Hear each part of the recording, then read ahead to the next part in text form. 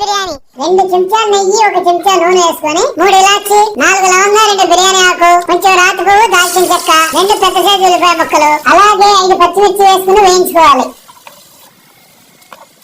2 చెంచాలు అల్లం వెల్లుల్లి పేస్ట్ 1 టమాటా ముక్కలు కూడా వేసుకుని పచ్చి వాసన పోయే వరకు వేయించుకోవాలి. 1 గుప్పెడు ఫ్రెష్ పుదీనా వేసుకొని 1 కప్పు పెరుగు వేసుకుందాం. 2 నిమిషాలు కలుపుకొని చికెన్ వేసేసుకుందాం. కాస్త ఉప్పు 1 చెంచా గరం మసాలా కూడా వేసి కలుపుకొని గ్లాసు బియ్యానికి గ్లాసున్నర నీళ్లు చొప్పున 3 గ్లాసులు నీళ్లు చికెన్ కోసం 1 గ్లాసు మొత్తం 4 గ్లాసులు నీళ్లు పోసుకుందాం. కాస్త కొత్తిమీర వేసుకుని మూత పెట్టుకుని సన్న మంట మీద 12 నిమిషాలు ఉడకబెట్టుకోవాలి.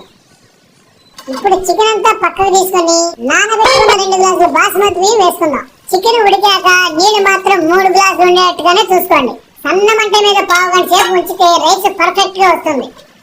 ఆహా, రైస్ సూపర్ గా వచ్చింది. ఇప్పుడు చికెన్ చేసుకుందాం. 1 చెంచా నెయ్యి 1 చెంచా నూనె వేసుకుని 2 లవంగా 2 ఇలాచి దాల్చిన చెక్క 2 కోసి పెట్టుకున్న ఉల్లిపాయ ముక్కలు 2 పచ్చిమిర్చి వేసుకుని ఉల్లిపాయలు ఈ విధంగా వేగాక 1 చెంచా అల్లం వెల్లుల్లి పేస్ట్ వేసుకుని పచ్చి వాసన పోయే వరకు కలుపుకుందాం. చికెన్ వేసుకుని 1 చెంచా పసుపు ఉప్పు 2 చెంచాల కారం 20 ml వాటర్ వేసుకుని 5 నిమిషాలు కలుపుకుందాం. 1 చెంచా గరం మసాలా 1 చెంచా ధనియాల పొడి గుప్పెడు కరివేపాకు వేసుకుని 7-8 నిమిషాలు బాగా కలుపుకుంటే మన చికెన్ ఫ్రై రెడీ. చూసారా, చూస్తే కొరుక్కుని తినాలనిపిస్తుంది కదా. ఇంకా లేట్ చేయకుండా అరిటాకు కోసుకుని వడ్డించుకుని టేస్ట్ చేసేద్దాం అండి.